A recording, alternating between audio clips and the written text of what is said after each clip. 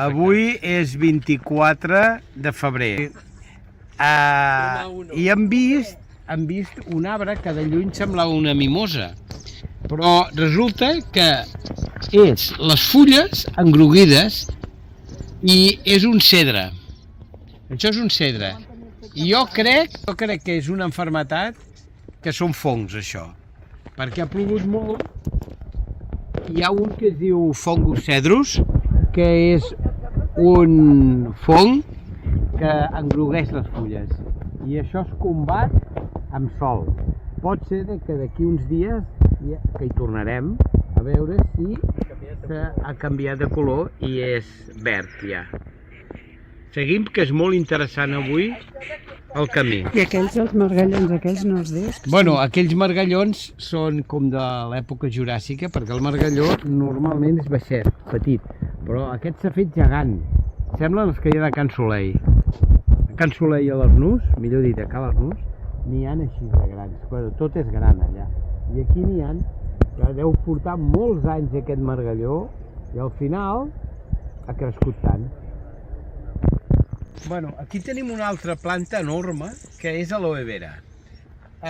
Aquesta planta, els indígenes de Borneo ho feien servir per piragües. Quan són molt grans, es posen a sobre i amb un rem, i això sura, encara que no ho sembli. I llavors anaven pels rius aquells de la selva de Borneo amb això. Tallaven la punxa, això sí, tallaven la punxa. No es podien assentar perquè no tinguessin accidents, i anaven per allà. Però aquelles són hasta més grans que aquestes. Això sembla una planxa de windsurfing, però aquelles eren més grans. Anem, seguim. Aquí tenim unes magnòlies precioses, que n'hi ha diverses, super grans. I allò d'allà és un cedre de l'Himàlaia, aquell d'allà. Sí. Que està desmutxat, han tret, perquè no creixés més, està desmutxat de la part de dalt. 1 de març, 1 de març. Això és la zona del Marram, Estem anant cap al Marram, perquè ens situem, Badalona. Ahir me'n vaig anar a dormir tard veient els Goya, que va durar 3 hores allò.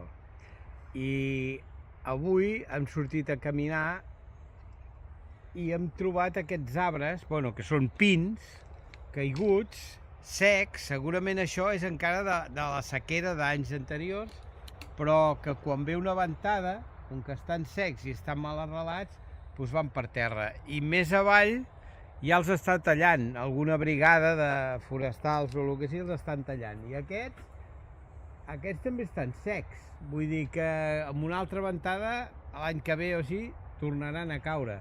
I això és un perill pels que caminen i, pels que caminen, perquè ells aquí, tombats, no tenen cap problema. I aquests, fixa't tu com han vençut, pins, no et diré centenaris, però ben grans que potser tenen 30 o 40 anys. Fa 15 dies recordareu que va haver-hi unes ventades molt fortes que van fer molt de mal a Catalunya. Aquí a Badalona ens trobem a Cal Mas Vestit, que hi ha tot una paret de bambú, i quan va fer vent, que bufava de nord-oest, el bambú es devia tirar cap aquí i devia anar empenyant la barana. Allà tenim la barana trencada, i això, que no sé com es diu, però... Sí, la part de dalt de la columna, a quatre aigües, que era molt bonic, aquí, patapam, menys mal que no devia passar ningú, si no ja ho haguéssim sentit a dir. I fixa't tu quina destrossa aquí. Això, aquell tros d'allà, mira, allò són trossos de paret que devia caure d'aquí. Estem a Can Colomer, a la paret, diguéssim, nord-oest de Can Colomer, que està una miqueta abombada. Això no té massa futur. Però bueno, el que volia dir, Fixeu-vos el sistema que es feia antigament, que es posaven a vidres d'ampolles clavades amb el ciment perquè la gent no saltés per aquí, i si saltés es fes un trau que tinguessin canal dispensari ràpid. Ja la gent ja no hi passava. Avui dia, si veieu, allà a Ceuta i Melilla, perquè no passin a Espanya, es posen una cosa que es diuen concertines, que són com uns filferros així, que porten com unes ganivetes. No sé què és pitjor, si les concertines o això. Potser això és l'antecessor de les concertines, en plan barato, perquè clar, això no costa res, posar una mica de ciment i enganxar això.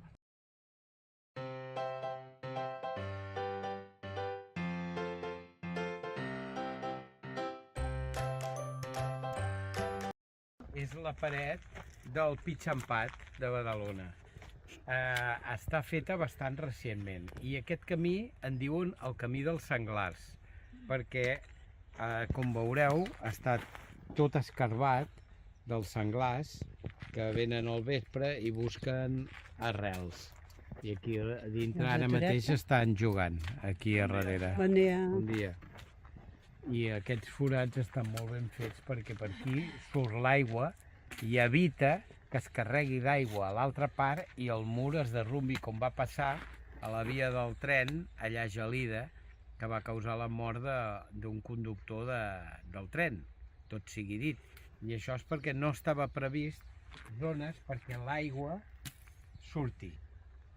I no és el mateix l'aigua que fa fang i s'atura una quantitat enorme de tonelades de terra molla, que no terra seca, que no té tendència a moure's.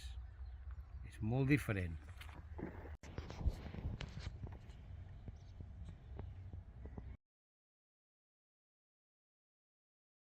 Estem a la sortida de la Font del Pop, a Badalona, i aquí es veu que amb totes aquestes pluges els aqüífers estan molt bé, perquè guaita s'hi baixa aigua. Mira, mira. I va obrint camí pel canyar. Ara, quan no hi hagi aigua, d'aquí un parell de mesos que no hi hagi aigua, que això s'assequi, ens ficarem per aquí, intentarem obrir camí i anar a trobar el Pitxampat, el golf. Això és la Font del Pop, punt final de l'excursió. Aquesta font la conec des de que jo era nano i veníem aquí d'amagatotis amb 12 anys, 13, veníem aquí a fer excursions. No estava tan espectacular com avui. Avui es nota que ha plogut molt de temps i estan els aqüífers a tope. Està espectacular. No, aquest llac no hi és. I l'aigua és neta i es pot veure. Alguns diuen que passa per la depuradora de l'hospital. Jo no ho crec, perquè això està aquí des d'abans de l'hospital. I la prova és que ara jo veuré aigua.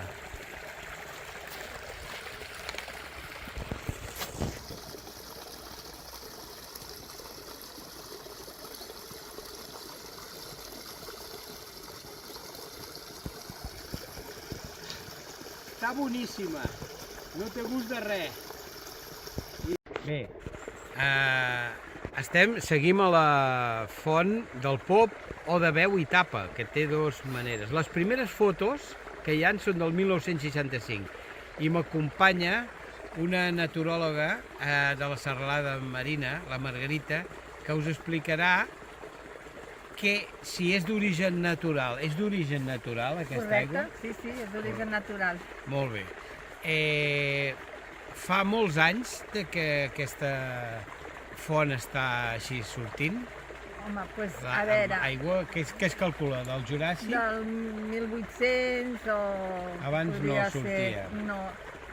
Vale, perquè es va canalitzar. Això vol dir que no vingués l'aigua, sinó que es va canalitzar pel 1800. Es va descobrir tot això. O així, sí, ara que ho recordo. I ve molt la gent de Badalona aquí? Ve bastant, és un lloc molt típic per la gent que vol practicar el senderisme i està en contacte amb la natura. És un bon Ah, lloc per molt bé. venir d'excursió amb els nens o... Es poden fer paelles per aquí? No, home, no, això està prohibidíssim. I llavors si volgués fer una fideuà o així, et diria que no. Som res. Bueno, el que podem dir és que de partir d'aquí tires amunt i hi ha el Turó de l'Home. Ah, sí. Vale? El Turó de l'Home quina alçada tindrà, més o menys? Pues no, a veure, més o menys Podria aproximadament ser quina uns- alçada pot tenir. Podria A tu ser què- entre 500 i a tu què et 600? sembla? O sigui, entre Sí, 500 i o 600. Sí, o 800, o sí. més o Vale. menys, sí. I podem pujar-hi ara? Ens Eh. pots ensenyar el camí? Podem. Vale. Ara hem de descobrir l'origen perquè s'anombra Turó de l'Home. Que és Juràssic, No ho tota sé, vés a saber, a lo pedra... millor és que allà hi vivia un ermità o Ah, vés a vale. saber, m'entens? Vale, Ho han de descobrir això perquè molt bé, aquest nom deu ser molt antic. molt bé. digui així. Moltes gràcies per la seva col·laboració a 1.000.000 de racons. Molt bé, gràcies per invitar-me.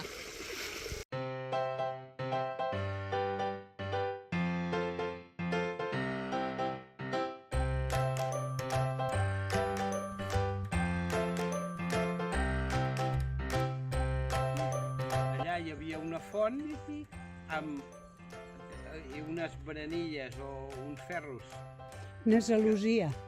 una gelosia, i hi havia lloc, era com un berenador, això. Un berenador. Patrimoni de Badalona important són les cases de pagès, cases pairals, que algunes han desaparegut, unes altres estan en runes, unes altres estan en perill i algunes altres estan en ús. Una d'aquestes, comprada per l'Ajuntament fa bastants anys, és Camp Miravitges. Camp Miravitges és escola de natura, que hi venen els nens de les escoles de Badalona a veure el tema de plantes i animals. Val?